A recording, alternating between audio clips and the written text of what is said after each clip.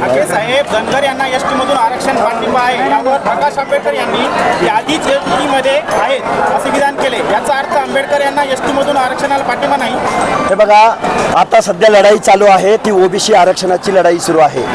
धनगर बांधवांना माझी कळकळीची विनंती आहे, ओबीसी बांधवांना माझी कळकळीची विनंती आहे. आपल्या ताटामधलं जे आरक्षण आहे, आपली लेकरं बाळं 11-12वीला ॲडमिशन घेत आहेत, आपली लेकरं बाळं नोकऱ्यांना ॲप्लिकेशन दिलेली आहेत. 3.5% आरक्षण धनगर बांधवांनी आता वाचवलं पाहिजे. आमची एसटीची लढाई 4 पिढ्यांची आहे. त्यामुळं आत्ता एसटीच्या नावानं कोण जर गळा काढत असेल तर या मूर्ख माणसांचं आणि या लबाड लांडग्यांचं धोरण तुम्ही आत्ताच ओळखा. आमचं म्हणणं असं आहे की आपलं हे विजयंतीचं, आपलं हे ओबीसीचं आरक्षण वाचवण्यासाठी या गावगाड्यामधल्या सगळ्या ओबीसीनी आणि भटक्या विमुक्त जाती जमातीने एकत्र येऊया आणि एकत्रित यायला लागलेत. त्यामुळं या आंदोलनाला ठेच पोचतील असं कुणीही वक्तव्य करू नये आणि कुणीही